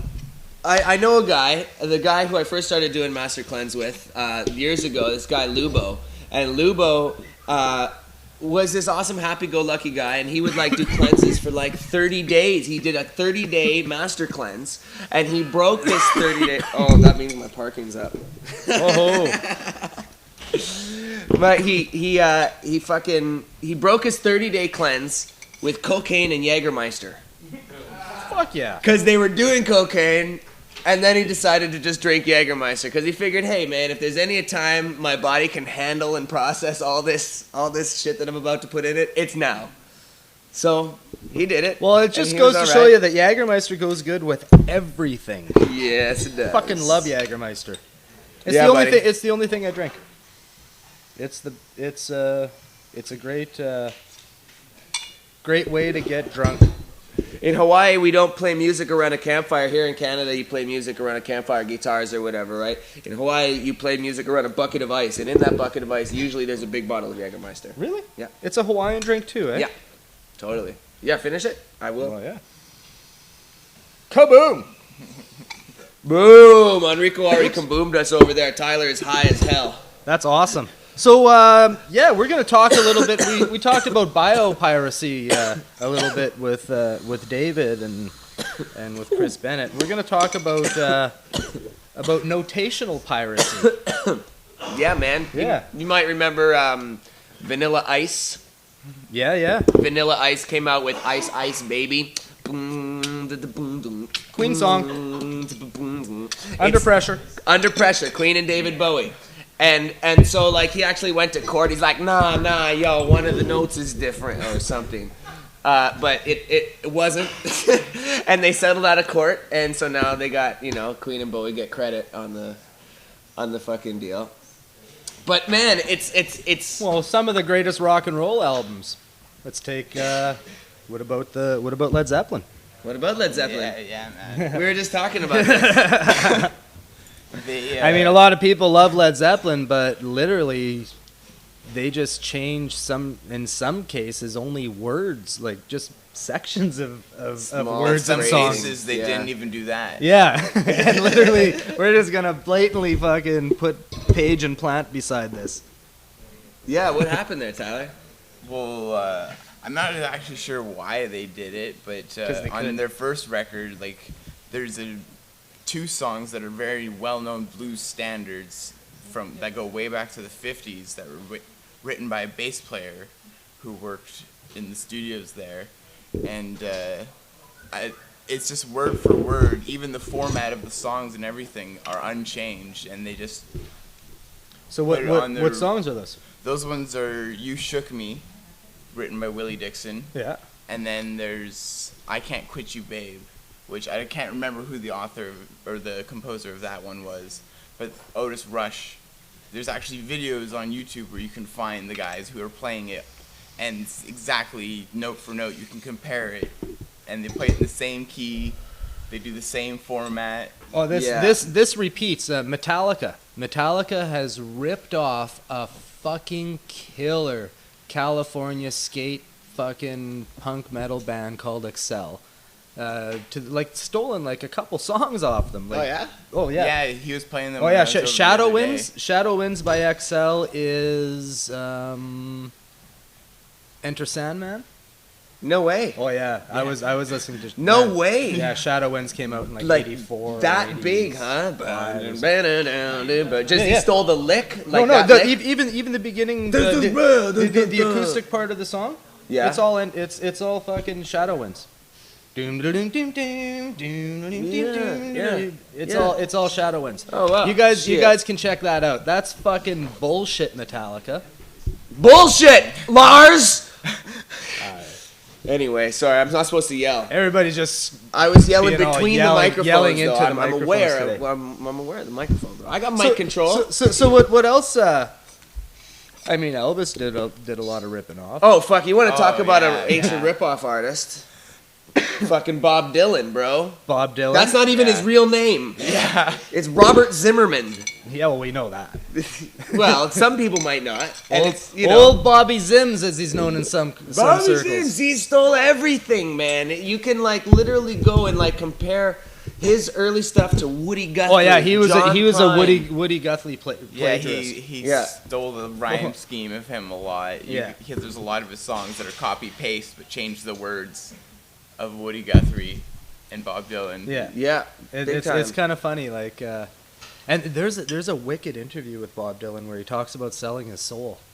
Oh, yeah? Yeah, on the It's No Direction so- Home. It's so fucking crazy. It's so crazy. He blatantly just goes off and talks about how he sold his soul to the boss. He's like, yeah, to the boss. To Bruce Springsteen? What's what's that? Yeah, and I can't remember the guy that's interviewing him, but he also interviewed Denzel Washington, who said the same thing. Oh, really? Yeah, it's really fucking, it's pretty cool. Anyways, he goes off and he says that he just he goes on doing stuff because he made a deal and that's his deal. He does it until he's done. Yeah. And the guy's like, well, who'd you make the deal with? And he goes, well, you know, the boss, you know, the higher power. Yeah. And he's like, which higher power are you referring to? And he goes, well, the one that's not of this world, man. You know, and it's like, so he's full on admitting to crazy Something. stuff, yeah. Yeah, to and something. when you, I think when you make such deals, you can be a blatant plagiarist. Well- because let's look at that. You know, here's a guy who doesn't have the occult Maybe. things in his music or any No, symbolism, not at all. but Not at has all. full on admitted to, you know, selling his soul to a higher. Well, he did go through a whole Christian phase. Oh, he Bob Dylan he did. went through all sorts of phases, but what it turned out was he just sold Like- his soul to something. Yeah. and he capitalized off it. But So- even before so- he sold the soul, he was but plagiarizing. if we look at that, it's happened a few times. Like there's talks about Jimmy Page.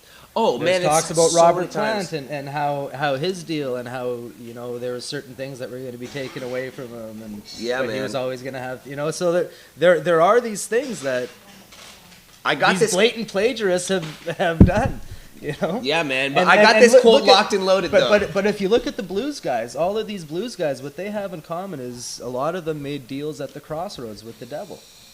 So maybe the devil Robert actually Johnson maybe story. the devil Yeah, actually yeah. owns these songs. Well, they do contain the devil's note, which defines Yeah. the blues You know what I mean? scale from the harmonic, from the, what is it, the pentatonic minor scale. Maybe it's all just property of hell. But let me give you an old a Woody Guthrie quote. Woody Guthrie, like, this is an old time song, and I learned a lot of songs from the folk tradition. I mean, common songs that we know, Eagles, Beatles, shit like that. I know because my parents played them, not because I heard them on the record. So I've learned a bunch of these songs in my life that everybody else knows because they're classic and they play them on the rock stations. But I learned them because my parents played them. Mm-hmm. So a lot of these, when music was a little older, before there was lots of recorded music, folk music copied itself all the time. And Woody Guthrie, this quote from Woody Guthrie is, he said, well, if you want to play a song, you like a song, you just put your own words to it, and where they sing slow, you sing fast, and where they sing fast, you sing slow. When they sing high, you sing low. When they sing low, you sing high. And so that's exactly And then what, he turned it into a song. that's what everybody's done. You know, Bob Dylan did it, but Woody Guthrie did it. You can hear all these, if you listen to old Carter family recordings, you hear all of these songs, you're like, oh, that's Masters of War. But it's not. It's these little girls singing about something. I don't know what, I can't remember what they're singing about, but it's fucking Masters of War. Yeah, you go back to recordings from some of the earliest recordings of 1914 of Bessie Smith and stuff like that, and They're using the same chord progressions. Yeah. They're using the same phrasing. Not much in music has changed. No, a lot of it's a lot of piracy. Yeah. It's just our way of playing it has changed, and the instruments we use have drastically changed. Yeah. And the sounds we enjoy have drastically changed. Well, that's the point, because now it's like you might be thinking, well, yeah, but hip hop's not like that, or yeah, but pop music is not like that, because but really the underlying melody or the underlying music that's happening happens because of specific harmonic movements. And even in electronic music, there's harmonic movement, and that the harmonic movement, you can take any kind of Katy Perry song and turn it into a fucking acoustic guitar tune. There's thousands of little girls on YouTube playing them. You can watch it. There's a metal band that plays Britney Spears songs and stuff like that. Yeah, it's translatable to these kind of things because it's using the same formulas, the same chord progressions, the same ideas of harmony that Pythagoras fucking came up with, before Jesus. So, there's that. Why are we talking about that? Well, we're talking about the plagiarism and piracy and how all of these songs and Yeah. it goes all the Yeah, way yeah, back okay, because so- there's only so many places to go. So Because African there's a music. structure that was given to us. I had And there's only so many combinations in this structure. Well, there's only 12 notes. There's And- only and 12 they've- notes, and you can only possibly put these 12 they've notes together found in so many combinations. Is there's certain formats of putting these notes together that create elation and the want in an individual. And, Yeah. And that's called hit writing. Hit So hit so it's shitting. like there's Call chord them hit progressions. shitting. There's Like chord Dave Grohl. progressions and Shit's hits. melody hooks and stuff that are a given. If you implement them in your song, they're gonna sell. Totally, man. Absolutely. Yeah. I wanted to bring up the point on plagiarism, though. I'm gonna go back to KO, our buddy. Tyler plays in the Afrobeat band with me. Tyler's a guitar player. I'm in the band because of Tyler, because he invited me. They came to play here on a Yeah, open mic one these night. guys are in an Afrobeat band. Yeah, Caracata, it's called. Caracata. We're just whipping him into shape, getting it all worked out. So, it's in his fledgling bits, but it's fun. The guy's a Nigerian, right? And so he's talking about this music that we're playing. And some of it is like Femi Kuti music, Fela Kuti music from the 60s. And that stuff is like kind of, that was taken before and before. And he's saying, in Nigeria, there's no plagiarism. There's no royalties. You just record anything at any time, and it doesn't matter. And somebody's honored to have you play the song. So, like, any one of these old songs that we're playing are like traditional songs. Everybody's done them. Everybody's recorded them. Everybody's got a different version of them. And nobody gets royalties. It's just, what's this song? Oh, this song is Fire Fire. Oh, we're playing Fire Fire. That's what it is. Okay. Oh, this is, what's the other one? Yellow CC. Yeah. It's done a million different ways. And Sawale. Sawale, yeah. These tunes are like, awesome Nigerian Afrobeat, high life kind of music, but old, right? And a lot of other stuff has sprung up from that. Like we were just listening to Paul Simon's Graceland album. Oh yeah. Which is rich with, that kind of Afrobeat sound. And especially the South African harmonies. A lot of Soweto in that album too. Yeah. Oh, it's beautiful album. And then the Creole shit, the fucking Zydeco and the standing on the corner, laugh Hash Rip? State of Louisiana. Hell yeah. Hashish in the sublimator. Boom, boom, boom, boom. No, you're going. My lungs not that big. Think I smoke a little hashish. Think I drink a little red wine. yeah, you know it. Woo! So it's pretty amazing That's what's hashish to the hashish to the sublimator. I don't mean to interrupt Oh, you, no, but it this is. is worth the deal. Fucking delicious. It really is. Wow. Sorry, hash rip, Tyler? Oh yeah. Sure. It's pretty amazing what the industry does to recycle grooves and music. Parliament. If you haven't listened to Parliament, listen to Parliament. Get double disc, tear the roof off, and listen to that fucker top to tail. And in it, Atomic Dog's not on that record. Or just go listen to the song Atomic Dog. You know what you'll hear? Bow wow wow, yippee yo, yippee yay. Bow, wow, wow, yippee, yo. Oh, well. Atomic dog. Okay, well, The bomb. this is It's what I want to. stolen directly. But George Clinton was like, yeah, whatever, you can take it because they're all cool like that. Well, P-Funk had a huge fucking influence on Snoop Dogg. Even Shizzle Manizzle and the Oh, whole yeah. thing. That's all Bootsy Collins. You know what I mean? It's not just Snoop, it's Dre. Yeah, for sure. Dre samples fucking And you know the Parliament all the time. That's the whole- Parliament beats are fuck, they were pioneers, man. They're the tightest, man. They're like the anti-Motown. You know it for sure. Fuck, man. Oh, speaking of awesomeness, we were just listening to this great record. You gotta check this shit out, man. The Shadows of Motown. It's the Funk Brothers. But it's all these Motown tunes that the Funk Brothers played on, but it's stripped down, no vocals, so you're just hearing what the band is doing. Nice. And then at the end, there's always a little reveal that they add in a little bit of backing vocal or something, the harmony backing vocal part, just at the end. So you go, oh, this song was Ain't No Mountain High Enough. Yeah. Damn, that shit was fucking tight. Because these guys are ripping. Yeah. The Funk Brothers.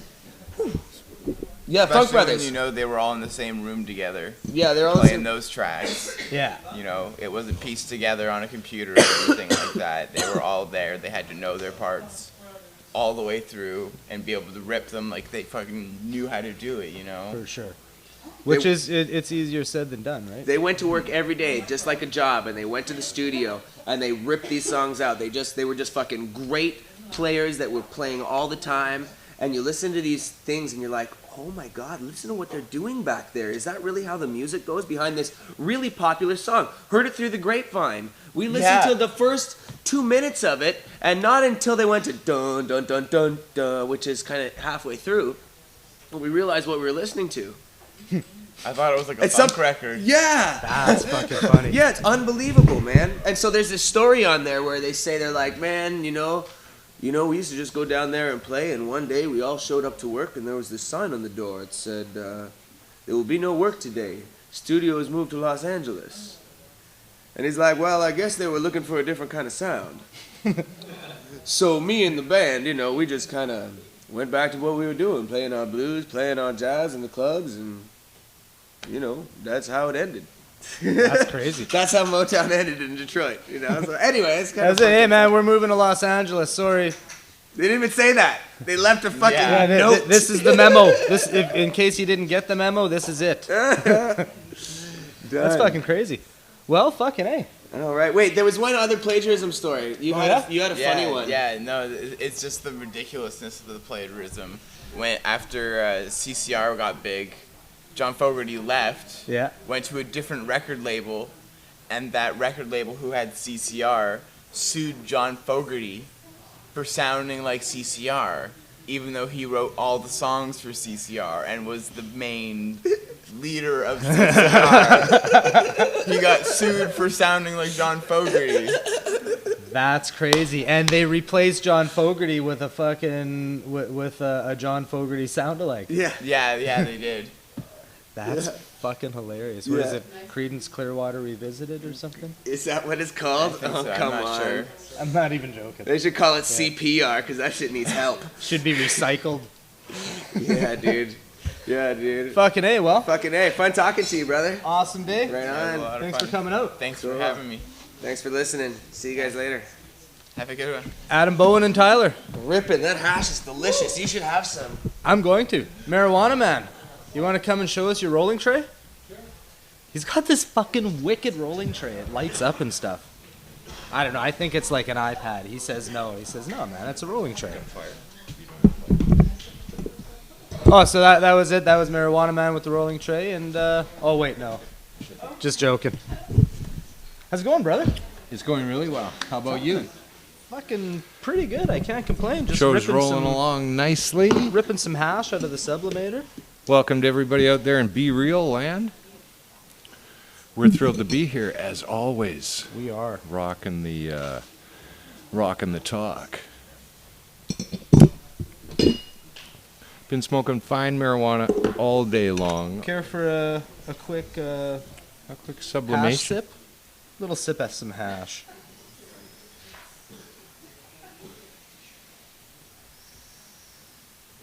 Nice.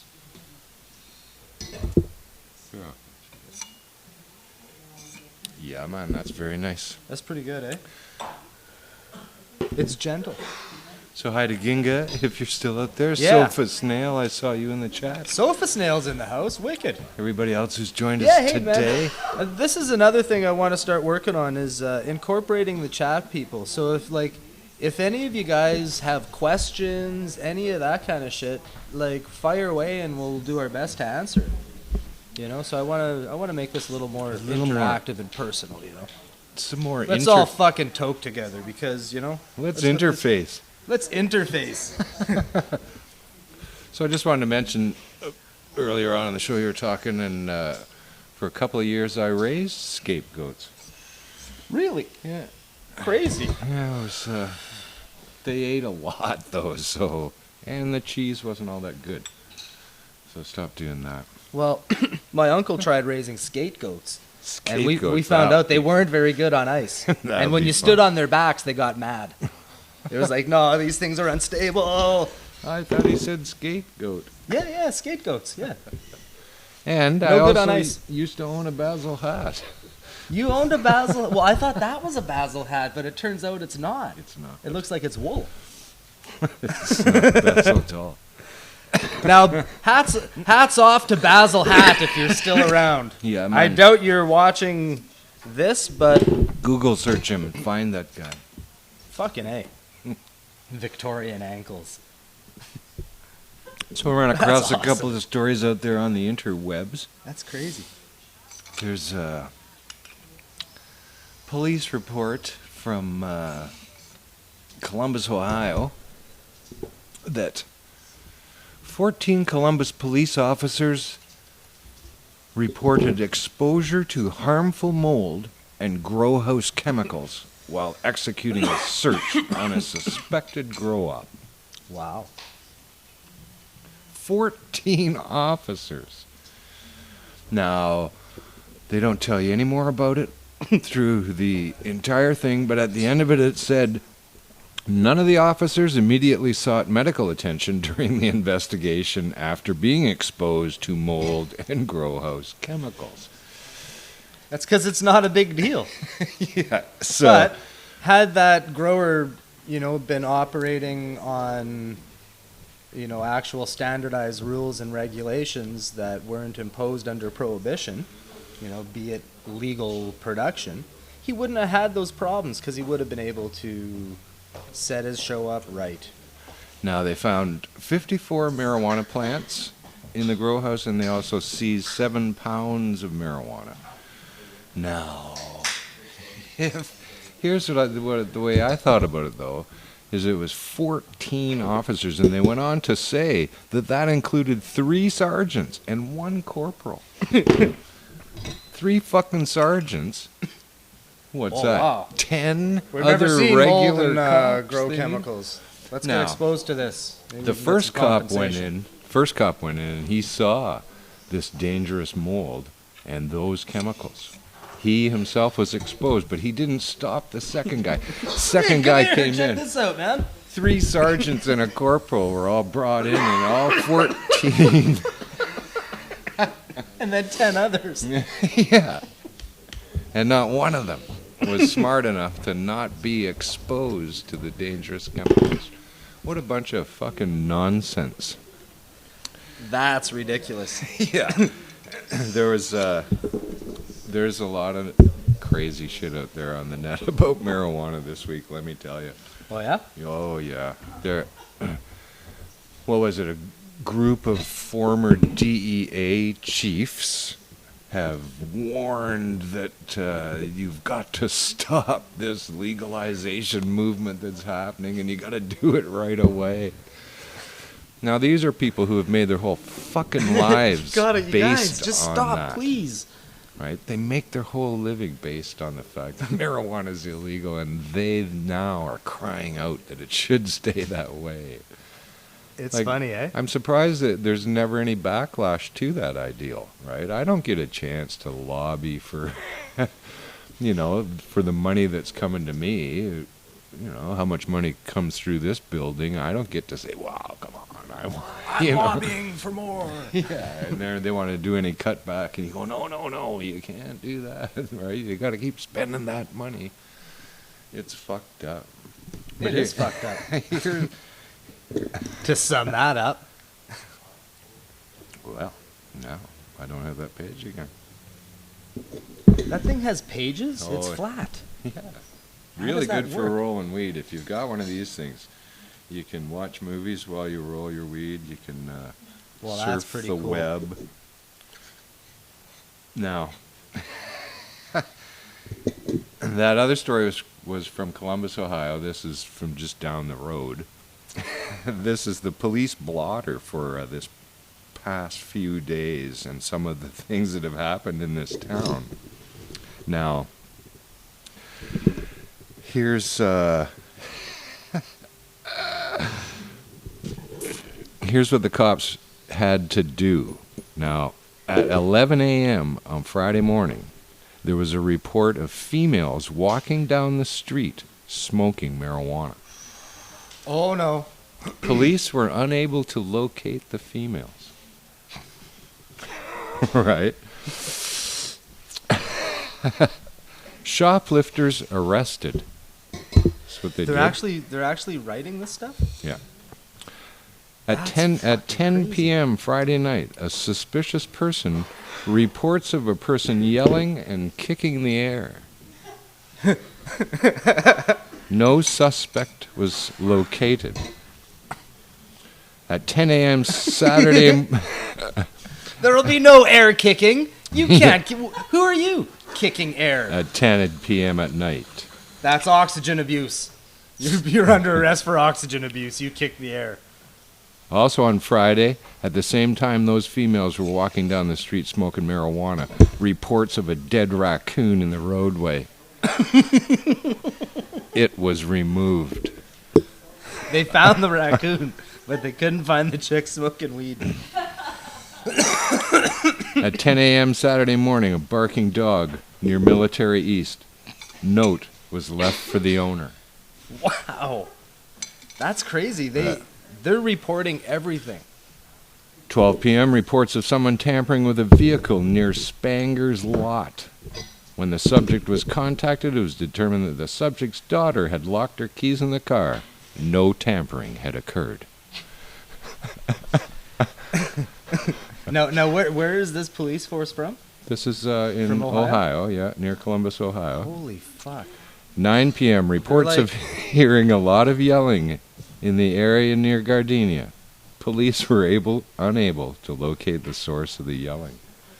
It was the guy kicking the air. Except he wasn't kicking the air, so he was invisible.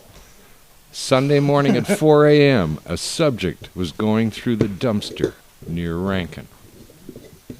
Was it math? Was it history? What subject was it? A subject was going. It was. Was it math? No, I think it was homeless. Home ec. Yeah, home ec. And at 5 a.m., just 1 hour later after they'd seen that person go through the dumpster, an unattended juvenile was reportedly walking back and forth across the street. After an extensive area search, police were unable to locate the subject. So a lot of shit happened, but nothing. Just I think know the that if you're cops in did Columbus, absolutely don't nothing. fucking walk back and forth across the street. That's crazy. Or do, because they're not going to find you. The only one they're able to find is a raccoon that was dead.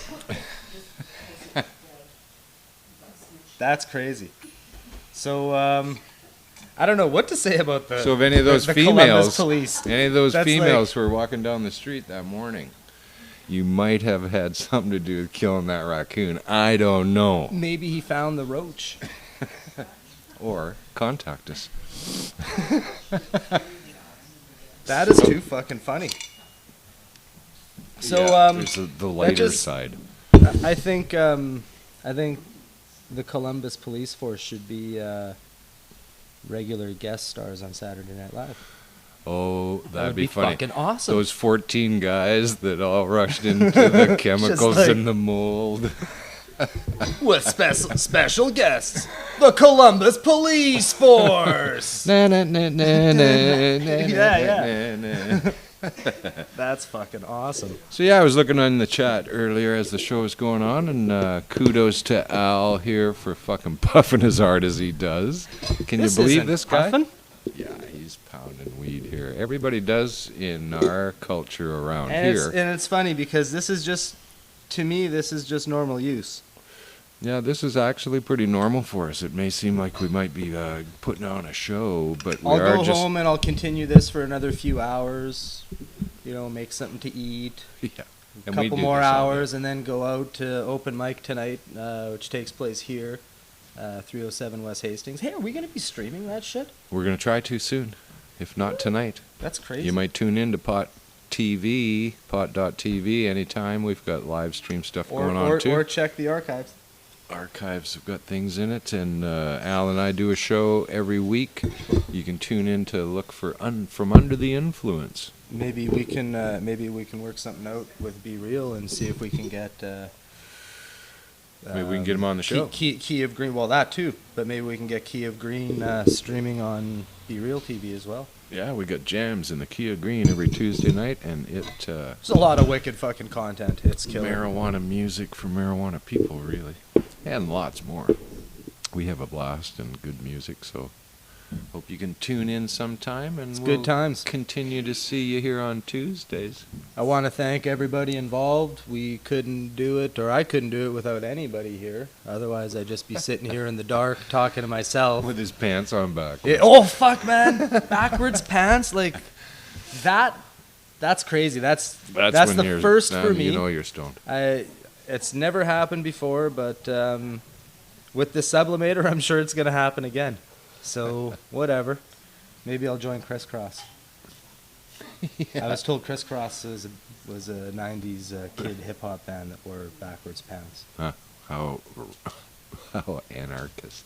It's very anarchist. Fucking A. Thanks, B-Real. You fucking rock. Thanks to Jeremiah, thanks to Marius, thanks to Rose, thanks to Kim, thanks to Tyler and Enrico and the brothers from the heart, Marijuana Man, Adam, Chris Bennett, David Malmo. Fuck everybody, man. Thanks to the world, you know. Thank you, Al. Wicked. So hey, class is out of session.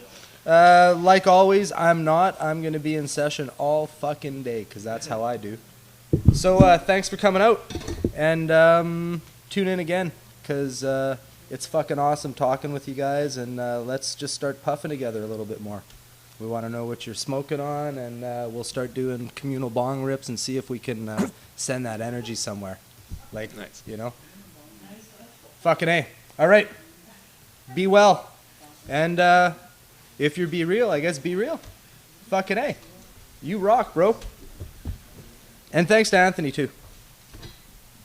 We couldn't do it without his technical wizardry. We're archaic over here. All right, we're off.